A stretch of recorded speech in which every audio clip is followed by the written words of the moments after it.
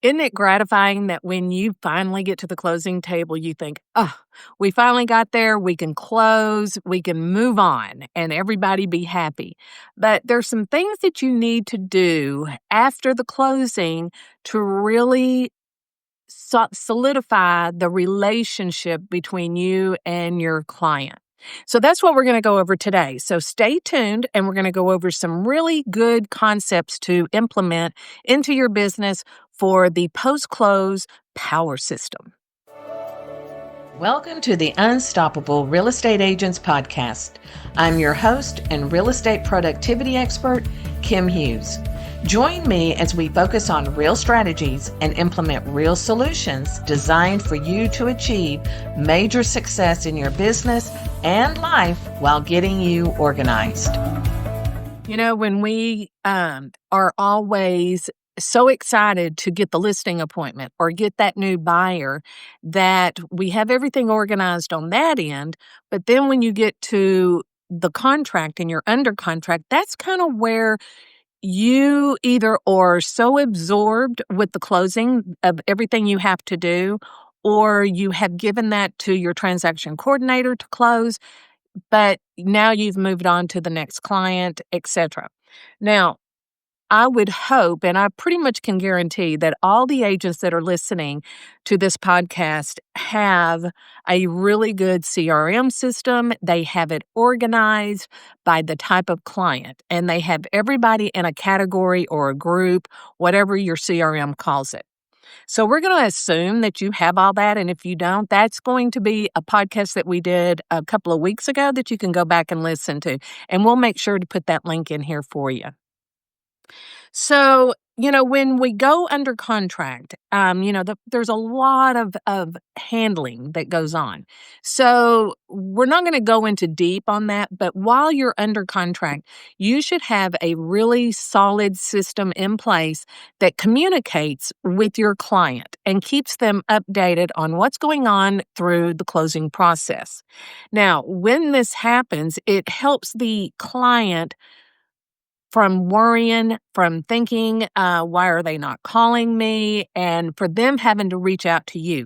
So to have that really good system in place, you really need to understand what does your client need from you to just stay in touch and keep them updated on what's going on with the closing. So if you don't have an email sequence for the transaction period, you need one. If you don't, let me know. We'll help you put one together. But if you do have one, then you need to probably go and take a look at it. Make sure it's still current. All the data is still there. All the way you want to talk to them is still there. So we always want to refresh those campaigns. So I always say look at them about every 6 months, if not every year. Okay, so now that kind of sets us up for the day of closing. So let's just hypothetically say you have a closing at 3:00 and everything is going great. The closing is there. Everybody is signed off. Everybody has now gone their own way.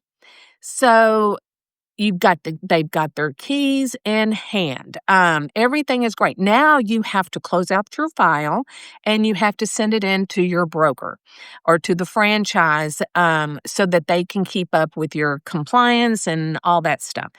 So once that closing happens, you should immediately, even if you were standing right there with them the whole time, when y'all separate, you should send them a text message. And if it's more than one person that was involved, you need to put them all on that chat. And you need to tell them how much you appreciate them for, trusting you with, their real estate needs. If they need anything, let you know. You'll be checking in with them over the next couple of weeks to see if everything is going smoothly. If not, let you know because you are that point of contact to help them. So if they get into the new house and they find that the seller took something they shouldn't have, of course, they're going to call you. But I'm talking about things like, maybe you reach out to them and take them dinner. Maybe you take them a welcome home gift. There's just all kinds of things. Even if you're on a real tight budget, just sending them a little thank you card in the mail is huge. It shows that you took the time, you took the effort, and you appreciate their business and you respect them. So if you can't do anything else, go out and get you some thank you cards. Go to Canva and create a thank you card. There's so many apps that you can also download for free that you can send a little thank you to. So make sure you do that. Even if you do get a closing gift, you still send a handwritten thank you note. That is proper etiquette. I don't care what year we're in, that is proper etiquette. Okay. Now, of course, your handwritten card should be branded around you. It should have a tip for them, maybe something like, don't forget to change your air filter, something like that, just to kind of let them know that you're thinking a little outside of the box. Okay.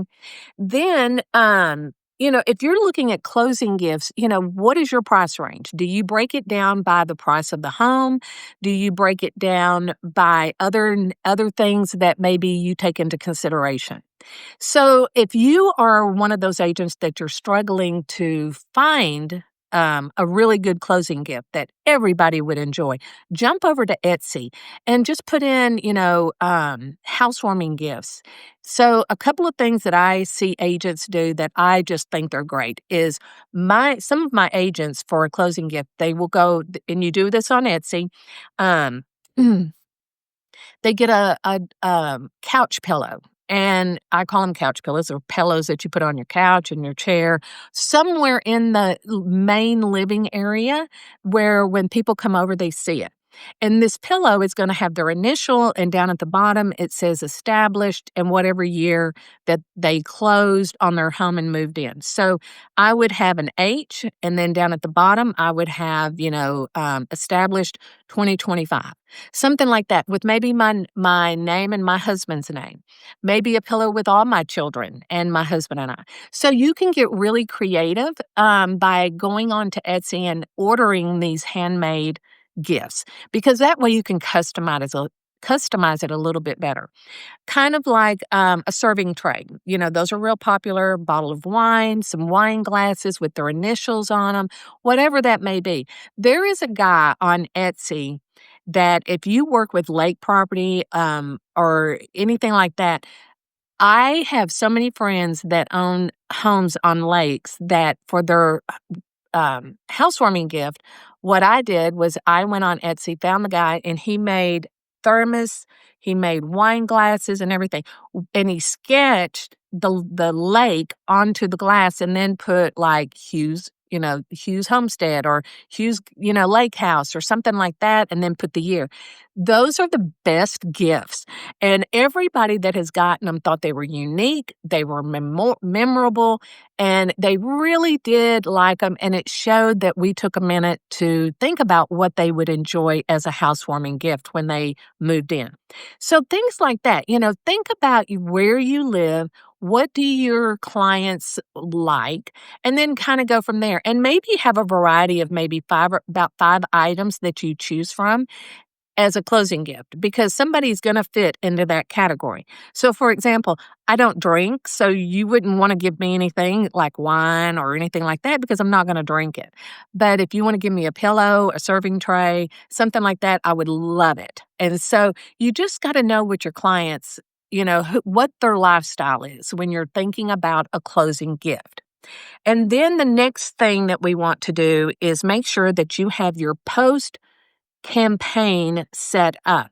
Now, this can get really amazing because the information that you have to share with your past clients is going to be educational, it's going to be fun, it's going to be nurturing, etc. So, what I always want to recommend is that you send out a newsletter. You hear me talk about this all the time. A monthly newsletter doesn't have to be over the top and full of information. It could just have 1 or 2 things. So if you're like getting my newsletter, you're only getting 1 or 2 things in that newsletter because I want you to take action on it. I want you to understand that here's some things that you can do right now, and then here's a business tip. that's all you need. You don't need me to sit there and chit chat about how pretty it is outside or what my kids are doing or anything like that. So I'm very focused in my newsletter because I know that I do not want to waste your time. So what I'm going to deliver is going to be valuable. And that's the way you need to look at your newsletter, is that it is a valuable tool in your business arsenal. So that newsletter needs to go out on the same day every month. It could go out the first Tuesday of the month, the last Thursday of the month. I don't care. But I do want to remind you that if you're sending your newsletter, you should be putting your market stats in there. And those market stats usually don't come out until around the middle of the month. So I always want my agents to put the um, the stats into their newsletter so that they get it. Now, if you say, I don't want to do that, then you can send your newsletter at a different time or anytime you want, but then send out a second email each month with the market stats. Make a video. Give your opinion of those market stats. Talk about that. I think it was my last podcast or the one before I said, get another service provider on there with you and talk about them. Maybe your mortgage broker, your title company, somebody like that. And then, kind of build that relationship from what you're doing and really put thought into it. It doesn't take a lot of time to do these things, but it does take a little time to think it through and how is it going to be received by the audience. So that's always the key. You may have 100 things you want to tell them, but what are they really going to listen to? And that's what you do. And that's what you put in your newsletter. Your email sequences. You should have emails that go out constantly. One with a homeowner tip, maybe weekend events, things that are going on in the community. Like if there is a big end of school year party, you might want to talk about it. Some festival, July 4th party. Of course, we're going into May. So a lot of my clients are doing Mother's Day gifts, and a lot of them are partnering with nurseries and then giving away maybe a flat of flowers or a pot of flowers or a basket or something like that. They all have a different price range. And so each agent's doing their own thing. I have one agent that's going to have a photographer there at the nursery, and they're going to have a real cute little backdrop. And then the agent is offering free mother, child, or family photos. So you, as the mother, are going to have pictures made with your children and your husband, which we don't do very often. So if an agent could put something like that together, and get a really good discount from the photographer, or even have the photographer do it for free because now they're promoting their business, then that could be a win-win for every person involved and a lot of fun.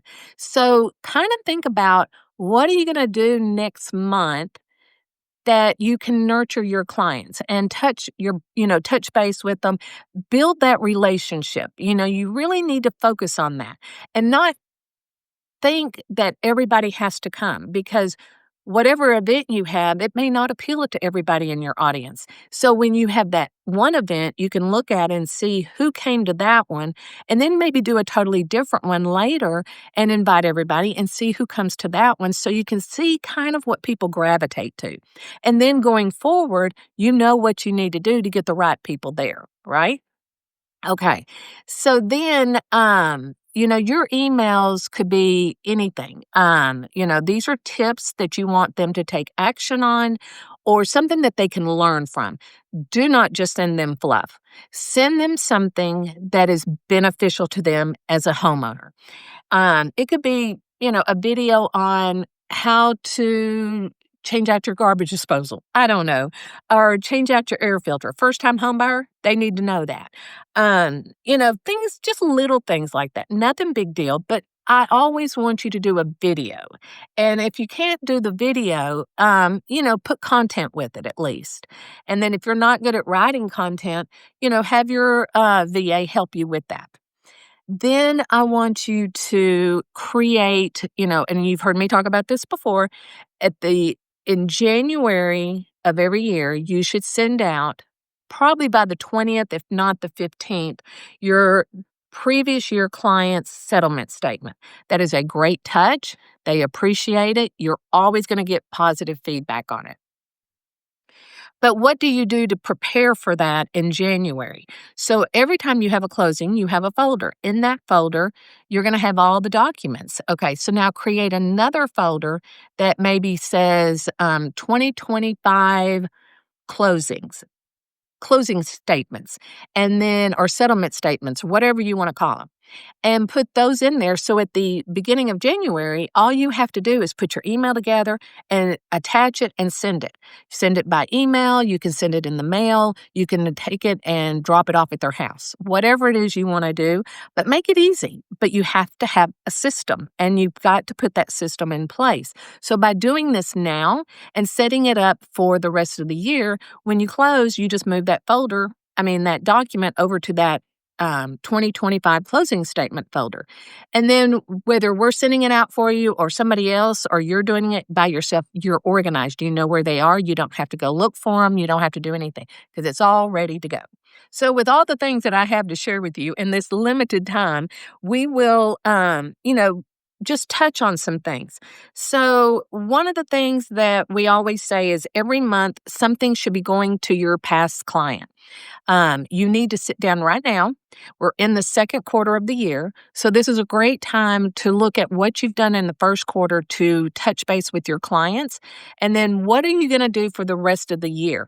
If you want to break it down by month, that's fine. If you're going to do it by quarter, but if you do it by year, you can do all kinds of things. This is where I love to get into the nitty gritty, and I'm the one that says you plan your overall year, then you break it down into a quarter, then you break it down into a month, and that way you can achieve it. And so, if you have a lot to do with your your post close power system, then you got a little work to do. It's not going to be hard. You just got to be able to put your mind into it and work on it from the heart. It's like don't just throw things at people. Really think about what would they appreciate? What do they need to know? How can I help them to, maybe give them advice on, how to take care of their pool, things like that. People appreciate the advice and then they will come back and say to other people, my realtor is just always on top of me. We want two things to happen. We want them to appreciate everything that you do for them and the contacting and the emailing and the phone calls and all of that. But you don't want it to be fake. You want it to be genuine. So when you're working with your client, you take notes. Oh, they have two dogs. Oh, they have a Yorkie. They have a golden retriever. They have a little boy, a little girl. They're pregnant. They just got divorced or they just got married. Whatever that is, keep some notes and pay attention so that as they are moving into their home and over that first year, everything they talked about when you were either selling or helping them buy, they dropped hints about their lifestyle. And then you can kind of zero in on that for anniversary, birthdays, Christmas, whatever. But if there is nothing else that you walk away with, because you're sitting there going, I'm on a budget and I can't do all these things, these don't cost money. This is time. This is where you're putting in time. And this is, I always say, busy time doesn't make you money, but if you put your head into it and it is a system that's going to make you better, it's going to keep you more organized and it's going to help you be more connected to your clients, that's a moneymaker. So this is a moneymaker. So you have to remember, even though you don't see the money coming from it, in the short term, you're going to see it in the long term. And I can pretty much guarantee that you'll do that. And if you've already been doing this, you know what I'm talking about. And I would love to hear from you on how your system is working for you. Um, there is a couple of things that I would recommend is we have a system that we call Monday Inspiration. And this is a weekly email that we send out on your behalf to your database. And it is all about, inspiration, feel goods, motivation, and everything. It has nothing to do with real estate. But these are emails that go out to your audience that makes them feel good. And I will say, out of all the years that I've been doing this, with all of the clients, which has been probably thousands, this is probably a number one lead generation tool in their arsenal. And the reason is because it's not real estate. It's a feel good. It's a story. It makes them just really happy. And so if this is something you want to implement into your business, we would be more than happy to talk to you further about it. It is exclusive to my clients, so it's not something that you can go out and purchase. So if it is something that you're interested in, this could be a great way to, really personalize your touches with your audience. So, with that said, as you know, we always have a blog on the podcast and we also do a YouTube video. So, if you like to learn in different ways, we have 3 options for you. And then, kind of let me know if you have any questions or any, if you're not sure how to do something, just give us a comment, send us an email, and we will be more than happy to schedule a call with you. There is going to be a link in the show notes that you can schedule a 30-minute complimentary call. So please take advantage of that. I think that if more agents took advantage of that 30 minutes, it doesn't mean you're going to become a client. It just means that we're going to talk for 30 minutes about your business and some strategies on how to get you from point A to point B that's going to help you. And it's a customized strategy. It's not a cookie cutter. So reach out, let me know. Make sure you give me a thumbs up, give me a review. And if you're watching this over on YouTube, I really would appreciate it if you give me a like and follow. And we will talk to you next week. Thanks so much. Bye. Thank you so much for tuning in. And if you know someone, and I bet you do, who would appreciate this podcast, please share it with them. As a reminder, this podcast can be delivered directly to your favorite device by using the subscribe links you can find in the show notes below or over at unstoppablerealestateagents.com. Remember, it takes as much energy to wish as it does to plan. Have a great day.